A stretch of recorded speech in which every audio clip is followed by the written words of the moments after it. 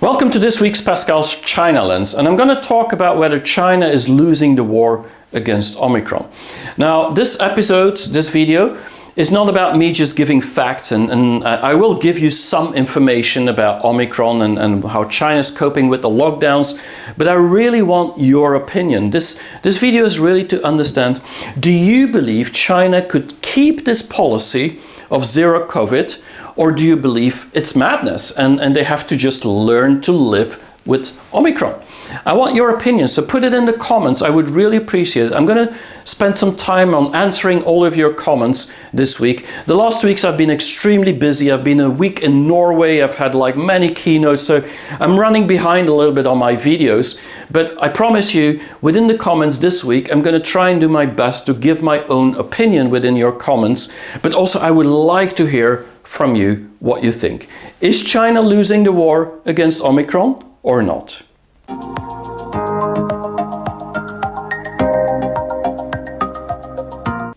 So I've lived in Shanghai for 18 years and I love the city. But if you look at what's happened in the month of April, I mean, it's terrible. Many of my friends, which I called the past weeks, both Chinese and foreign friends, they've been saying this is one of the worst situations that they've gone through in their entire life. And many foreigners are going to decide to leave China after the lockdowns. I mean, it's not very favorable. And what you see is that many people are saying that you cannot win this war against Omicron. Reality is this is a national policy that has been going on for more than 2 years now. A national policy of dynamic zero COVID or COVID zero, where you really want to do testing, tracing constantly. And when you find positive cases or you are being in contact with positive cases, you have to go into isolation, or if you test positive, you have to go into quarantine. And so this is a situation that has been a national policy for 2 years and that every city has been implementing, some better than others. Now, when it comes to Shanghai, it doesn't look like it's been done very well. If you look locally, what you see is that this going back to zero after there's an outbreak in Wuhan took 76 days. But in many other cities like Beijing, they've had outbreaks, and many other places in China, in Xi'an, in Guangzhou, in Shenzhen, and in Jilin, and every place. Well, sometimes it's like a week, 2 weeks, 3 weeks, but within a couple of weeks, they really typically get back to zero because they're very quickly implementing these national policies locally. And so far, there's lots of cities. I mean, we're talking about 45 cities right now that are in some kind of semi-lockdown. And in total, it's more than 80% of all the cities in China, biggest cities, that have been going through a lockdown. So although there's been freedom for 2 years, I mean, certain cities at certain moments have been in strict lockdown. And now in Shanghai, it's been more than a month. And so this is really terrible for one of the biggest economies in China. I mean, cities like Beijing, Shanghai, Guangzhou, Shenzhen, I mean, these cities are really creating the economy of the country. And so locking them down for a month has a major impact. Now, what's problem is in Shanghai is that actually it started in March. It started in March with the first outbreaks, and the government didn't really react instantly to put a full lockdown on 25 million people. What they did is to first lock down certain districts, certain compounds, and that was first Pudong and then later Puxi. And so in Pudong they weren't really prepared. In other places they had a little bit more time, like in Puxi, and so they could buy in some vegetables and buy in some food. But because they weren't told when it would end, many of these residents were actually buying for 1 week, 2 weeks of food, but now it's already a month. And so the first weeks, the delivery people weren't able to deliver the food as well as easily because they also were in strict lockdowns. And so you saw that the whole system was crumbling. It wasn't working like it should work. And that had a lot to do with the Shanghai government that actually was trying out things while they should probably have put it in strict lockdown like most other cities did. So the unpreparedness was actually the problem, specifically in the first 2 weeks. A lot of anger at that point. Now, what we also saw is the outcries of people. And this is not something typically we experience with China, because Chinese are kind of ongoing, and they keep going, and they don't really just outcry and say basically, this is terrible, this should stop. But that's what happened specifically in Shanghai lockdowns. Many people talked about inhumane situations where there was a lot of anger and desperation because of the lockdowns. Specifically, foreigners were really upset and really angry. But even Chinese were on social media outcrying that this was not okay. They felt that they were locked up like in a prison because primarily not knowing how long it would take, but also not getting the deliveries of the food, and sometimes having to pay like 10 times the price. I mean, lots and lots and lots of problems. The bigger problem was, of course, the families. These were the problem that they sometimes got separated from their loved ones. I mean, children got separated from their parents. Now that policy is gone, but that was in the beginning like that. The biggest issue, which we haven't talked a lot about in the media, is that a lot of pets had to be left behind in the apartments. But because in Shanghai many people live alone, I mean, they might not have somebody to care for their pet. And so that is not good, of course, from an animal point of view, but also this is really what they care about. And so this has really been outrage from many citizens, including many Shanghai residents. They felt a little bit like this was a war zone where it's all about survival. And it's not about just coping with the policies, coping with the regulations. They were trying to survive, not having enough food at times. Now, many in the West are talking about the reason why China is doing this being related to the vaccines that are not working. They're saying that this is really just the only way China can actually keep away from this virus, because the vaccines are not working and the healthcare system is actually not coping with all the patients that would normally have to go to the hospitals if there wouldn't be a zero COVID policy, if they would, what you could say, live with the Omicron. Just last week, I made a presentation in Belgium, and this was a presentation to about 170 people, and the average age was 75 years old. I mean, most people were 80, 85 years old. And they were all sitting very, very close one to each other. I mean, can you imagine this? In China, when I show this image, people are saying, I mean, this is incredible. These are the people that are the most vulnerable to actually die from Omicron, and you're living with it as if it's gone, but it's not. Because if you look at Hong Kong, just 1 month before the lockdowns in Shanghai, 8,000 people died out of a city of 6 million. Now Shanghai is 26 million. And so you could do that times 5, times 6, and then you have the rest of China. I mean, there's like millions of people that would die if the COVID zero policy would not be continued. But the thing is that a lot of censoring happened during this period from these outcries. People wanting to tell that this is not okay what the government is doing, is actually something that was censored very much, which from a Western point of view is clearly showing there's some propaganda and censorship going on, and China is keeping this policy just to save face from a political point of view, but they know that one day they will have to let it go. But this has become a political statement. Now, I don't completely agree with all of this, because when it comes to vaccines, I mean, why are we saying that Chinese vaccines are not working? I mean, we could as well say that 99% of all the countries in the world did not create an mRNA vaccine that is working, because these are the only two, Moderna and Pfizer, that seem to be working at very, very high percentage. So China made a lot of vaccines that seem to be working as good as any other vaccine. It's just not mRNA. And then you have the healthcare system. Yes, it is a problem in China, but it's improving very fast. And in the cities like Shanghai, they should be able to cope with it. I think they just were overwhelmed to not be prepared for what was coming. And living with Omicron, I mean, I think that is just neglecting the fact that there's still people dying. We can't just say the old people have to die because that's just natural. I think that's not something in the Chinese culture anybody could accept. And so we are denying Omicron. We're not living with Omicron in the West. Now, the conclusion that many people in the West have is that this will have an incredible economical impact. And in a way it will, because if you just look at all the ships, the container ships that are stuck in the harbor of Shanghai, I mean, they can't get into China or out of China. And so this is not just creating an economic impact in China, it's creating an economic impact globally. And so for me, I think the economic impact is going to be quite big. But it doesn't mean that China cannot recover this. Of course, if this would be the same for hundreds of cities in China, that's a different story. But if China can get Shanghai back to COVID-0, I think the ports will actually open up very quickly and things will get back to normal very quickly as well. Now, the other thing that people are saying is that this is really a political agenda of Xi Jinping. A political agenda that because of his re-election in November 2022, he really wants to show to the whole China that COVID-0 policy is actually working. And so it has to work to actually show that he is the person in power that made this happen.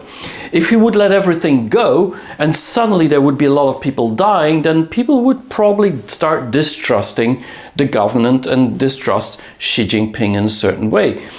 I'm not 100% sure that is true. I do believe that Xi Jinping has more political agenda than economical agenda right now, but at the same time, I do believe that the reason that these norms and these policies are there is really to make sure that there's not millions of people who will die.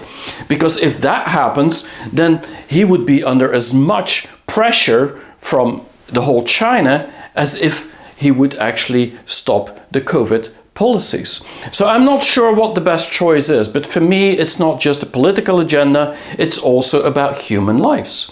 Now, what we do see is that most of the foreigners today, and many of my friends have said that, is they're going to leave. Specifically in schools, teachers are going to leave. That means that expats cannot send their children to school if there's no teachers. So there's going to have to be new teachers coming in.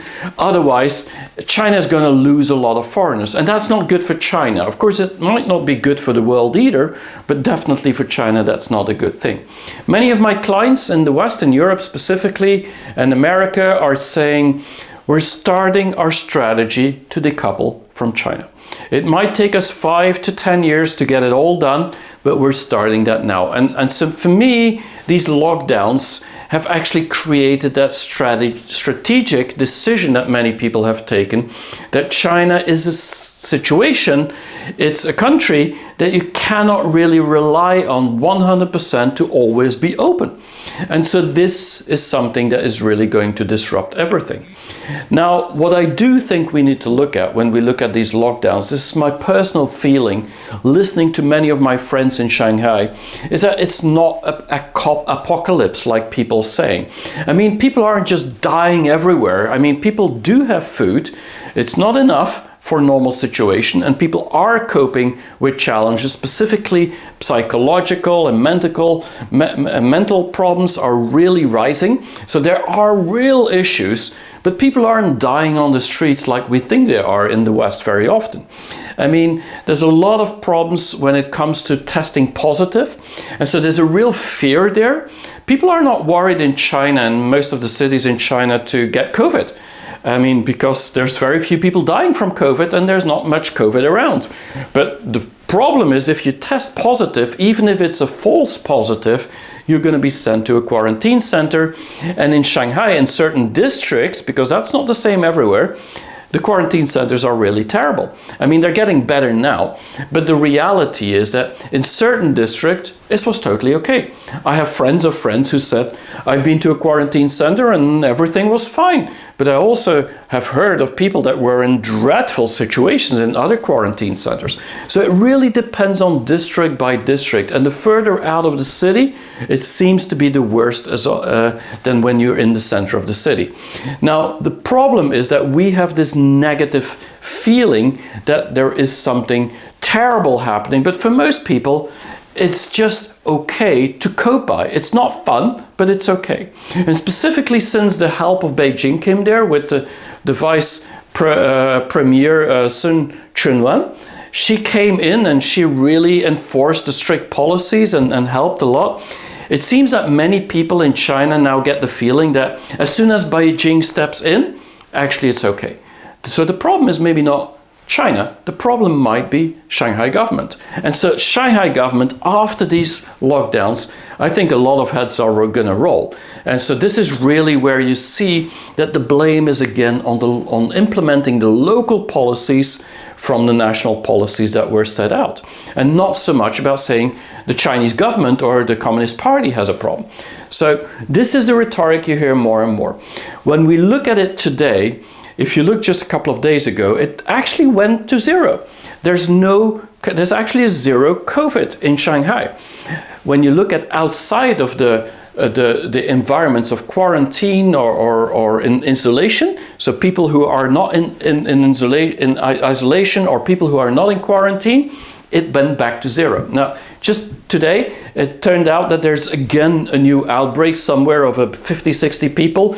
So it might not be back to zero. And that means Shanghai is there for maybe another week or two. And so that is no fun at all. But it looks like the policy, if everybody would do according to the policy, could go back to zero and things could open up again. Now, many people outside of Shanghai, I've talked to a lot of friends of mine in Beijing and Shenzhen and many places in China. They're saying, well, the response that we are giving towards what's happening in China is that this is very typical, maybe something that would happen in Shanghai, but not in other places. Why did this happen in Shanghai? Why were children separated? Why were pets separated? Why did people actually not get their deliveries? I mean, in many other cities going into lockdown, it actually worked pretty well. So what's so different? Maybe it's because Shanghai has a different mindset. They call that the Tanping, like lying down mindset. Or maybe it's because there's too many foreigners. So this is a Chinese way of looking at it, that the problem might not be China. The problem might be that Shanghai is so free in its mindset that it can't cope with the policies to actually deal with it. And so this could be an explanation. And maybe the government has actually not been strict enough. And when we look at the elderly, the problem with the vaccinations is that in the first and second vaccine that many Chinese got, I mean, there was like more than 50% of the older people, older than 80 years old, that got the vaccines. But you also have to know that in China, many doctors are actually prescribing to old people not to take the vaccines because they think they're at a risk because they're vulnerable. The problem is with the booster vaccines. Many old people did not get the booster vaccines. We're talking about 20 to 30% of the population in Shanghai that may only be vaccinated with a booster. And so this is what the government now wants to do. What the government in Shanghai wants to do is to vaccinate the older people. But then you have the doctors prescribing not to do it. And so this is going to be a challenge. But unless they vaccinate all the older people, it's probably still going to be a problem. But they also, within the Chinese culture, it's a lot about respect for the elderly. And so this isolations is actually important to make sure that the elderly, because nobody in China, no Chinese, wants to have it on his conscience that his grandparent or parent died because they didn't care about Omicron and didn't care about the policies that China or Beijing has set out. Now, what we do see is that many Chinese I've talked to in the past weeks were saying, yeah, I know it's terrible what's happening in Shanghai, but on the other hand, I mean, what's the alternative?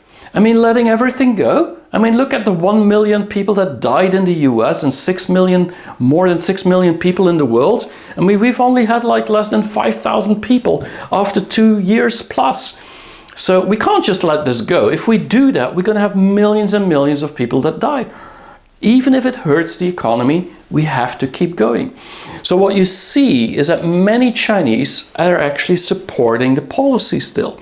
And they blame Shanghai and the Shanghai government for the problems, not Beijing and the Central Communist Party of the policies that they've set out, because they've kind of proven that it works. This is how many Chinese think. So very different how the Westerners think, how the Chinese think. And of course, in Shanghai, many Shanghainese are also very upset. Now, what I think is going to happen is we're going to get a reshuffling. And so for me, this situation of lockdowns in Shanghai is actually going to change a lot. It's going to change a lot when it comes to Shanghai and maybe even to China. Lots of foreigners are going to leave. What that means is that maybe 30 to 40% of all the expats living in Shanghai are going to be leaving Shanghai. They're going to be leaving China. And most of the foreigners living in China do live in Shanghai. What that means is that foreigners will have to go, new foreigners will have to go into China. And so that might be younger people, less experienced people, it might be different people. So I'm not sure this is so good for China. I also think the lockdowns in Shanghai, despite the fact that this is a policy that many Chinese do support, and I do understand completely why this is happening, is that the image was damaged. The image of China has been seriously damaged because of these lockdowns. Now, it's been damaged for a number of years with Trump and the COVID that people said started in China. So there's been a lot of image damaging, but this is specific because this has shown to many people in the West that China is not afraid to be very authoritarian. And so this is something that the believers and people that had a lot of goodwill towards China will actually change their mind maybe. And so I don't think this is positive looking at the future. The thing that I'm pretty sure about is that because of the lockdowns, probably China is not going to reopen before next year. And so this is something I made a video about that a couple of weeks ago where I thought China would reopen in October. Well, I do actually believe now it's postponed for at least 2 to 3 months simply because of the lockdowns, because of the situation. There's like 40 cities in China in lockdown and so, or semi-lockdown, and so you do see that they are not going to let go. If they do that now, it's going to change the whole opinion. And so the one thing that we don't realize in the West, and that's the story I want to tell, is that this lockdown in Shanghai, while we expect, and the images that we see in our Western media is about many Chinese really being angry and outcrying and blaming the government, is that many Chinese, specifically young Chinese, because of the lockdowns, are actually supporting Beijing and supporting the policies even more than they were before. And so what we have is actually more nationalism happening. We're having much more support of what's happening in China. And so this is creating the opposite effect than we see in our Western media. The Western media really talks about the fact that Shanghai is really outraged and they're putting a lot of pressure on the central government and the central government has to do something. Well, I see from a local perspective the exact opposite. And so I'm not sure there's going to be any change when it comes to the trust and the support of the people into Beijing and to the government. So these lockdowns didn't create a negative effect. What it has created is a more turning inward and the people that from the foreigners actually turning outside of China. They're leaving China from now. So there's going to be a reshuffling. There's going to be a change completely because of these lockdowns. And so this creates a negative situation because this is actually creating a distance between the West and China. Now, I think, is China losing the war against Omicron is the question I wanted to answer. I don't think so. I actually think China could cope with the policies. They could continue the policies and probably will be able for the next 6 months, when Omicron is maybe so weak that it's okay to open it, to actually cope with it. Many people will need to be vaccinated, but what I do believe is that because of these lockdowns in Shanghai and now in Beijing and many other places, what I do believe is that the image of China has been damaged even more. And what that means is that many people outside China are going to think twice. Do I want to invest? Do I want to go to China? Do I want to be part of a company that is in China? And so I think this has more effects than we actually believe.